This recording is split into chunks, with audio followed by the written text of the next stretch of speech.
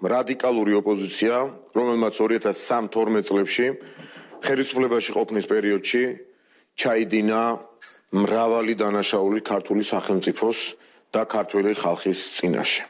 ცხადია, რომ ხელისუფლებაში დაბრუნების თეორიულ შემთხვევაში ის აუცილებლად ჩაიდენს იგივე სახის დანაშაულებს ახალი შემართებითა და ენერგიით, Deep State-ის მიერ ჩამოყალიბებული მონების ჯგუფი, რომელიც როგორც ამას თავად Deep State-ის მართვის წესი ითვალისწინებს, თვალდახუჭული ემსახურება პატრონის ნებისმიერ ახირებას. 2013-12 წლების რეჟიმის მიერ ჩადენილი უმთავრესი სისტემური დანაშაულების შესახებ ფართოდ არის ცნობილი.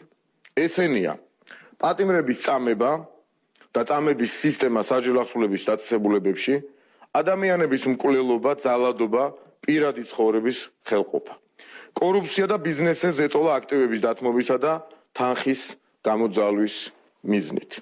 შეიქმნება 2013-12 წლებში მოქმედი რეჟიმისა და რეჟიმის პოლიტიკური თანამდებობის პირების საქმიანობის შესწავლელი დროებითი საგამოძიებო კომისია დაიბარებს და გამოკითხავს რეჟიმის თანამდებობის პირებს, აგრეთვე ნებისმიერ სხვა პირს, რომელსაც შეიძლება ბრალი მიუძღოდეს რეჟიმის მიერ ჩადენილ დანაშაულებში. 2013-12 წლების რეჟიმის შეფასებას აქვს გადამწყვეტი მნიშვნელობა ქვეყნის წინაშე არსებული საფრთხეების პრევენციის და საქართველოში ჯანსაღი პოლიტიკური სისტემის ჩამოყალიბებისათვის.